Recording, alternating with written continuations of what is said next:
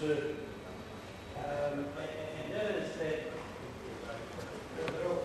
most of the time when there is an issue of real importance in the community, and one of those issues was the foreshore and seabed. And there were something like 20 to 25, 30,000 people parked up outside here. And I suppose what it showed, without getting into the rights and wrongs of the legislation, what it showed was that there were a lot of people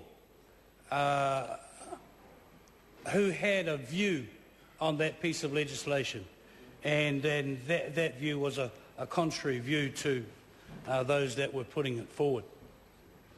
And over the process of the Super City, three parts of legislation about the Super City,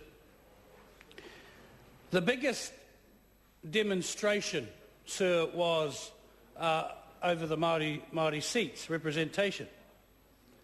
Then came the huge demonstration organised by none other than the great organiser, the great leader of about 50-odd people. John Minto. No, actually.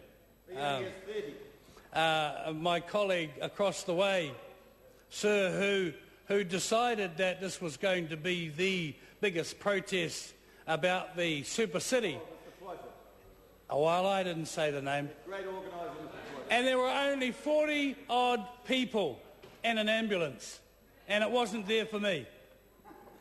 Sir, the next big protest, sir, and I like protest because I think it shows how people are thinking about issues, how they support issues. The next big protest was the Queen's birthday weekend vehicle protest against the Super City and I suppose in favour of having their own little fiefdom up there. And how did that go, sir?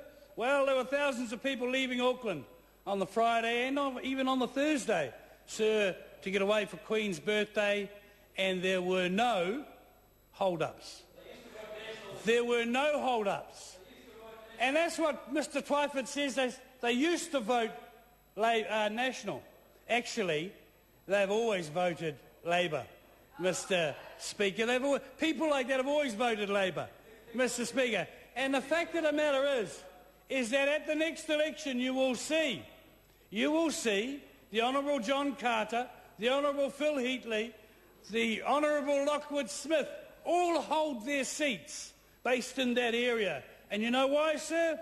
Because not only do they support National, not only do they support their local members of Parliament, because they are good local members of Parliament, but they also support the idea of a super city.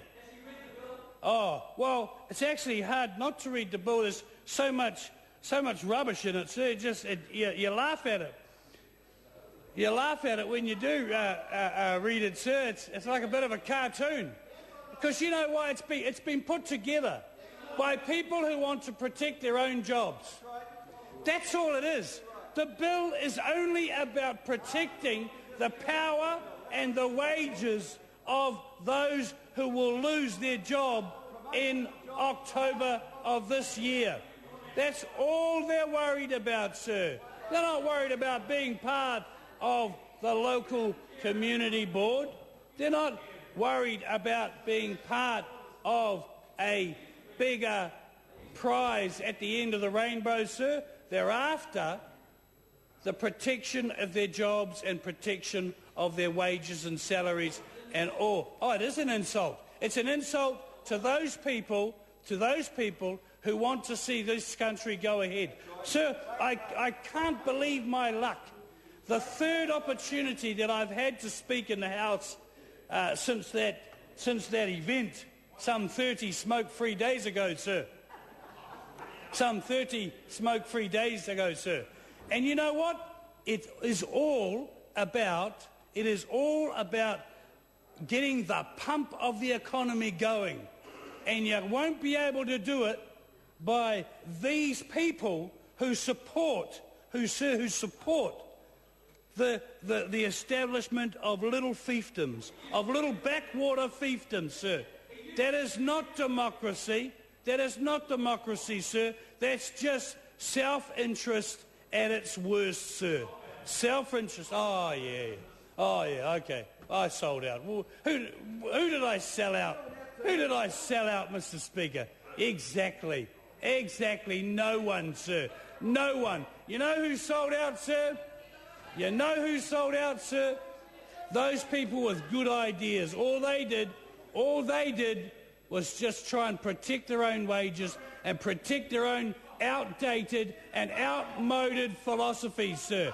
The party hopper. Well, let's talk about some party hoppers, Mr. Speaker. Let's talk about some party hoppers. Shall we talk? Shall we talk? Oh, that's right. Winston Churchill was a party hopper. And quite frankly, sir, I quite like Winston Churchill. I think Winston Churchill was a great man, sir. Order. A fantastic. Order. I wish they'd calm down, sir, because I know that when you get stressed out, the old ticker, you know, I think the only words I can bring to this debate before I sit down, sir, is calm down. Calm down and open up the arteries so the blood can flow through and let Auckland, 30 smoke-free days. I don't smoke anymore. A disgusting habit, sir. Mr. Speaker, I don't care. I actually don't care whether people smoke or not. Mr. Speaker, what I do want to say is that most people of this area, of Rodney, of the further north, want to be part of a great big Auckland movement, sir. But a great big part of the new Auckland, sir. And if we can get it right, and I think if there is a chance that we have not gotten it right, there is an opportunity to go and tweak and go and change. But what we won't be doing, sir, is going back to the old sort of philosophy that the left have of having little fiefdoms all over the place. Because you know what? Because you know what happens when that happens, sir? Is that the people that get controlled are those little fiefdoms by the left in central government. More power to the people of Auckland, more power, sir, to the people of North of Auckland, East Auckland, South Auckland and West Auckland. That's what this crowd don't want to happen. They don't want the power to be left in the hands of the people. They want the power to be left in the hands of their mates like Bob Harvey, like Len Brown. They're all the same, sir. They're all the same. They want to control their own little fiefdoms, their own little power bases, sir. That's all I got to say.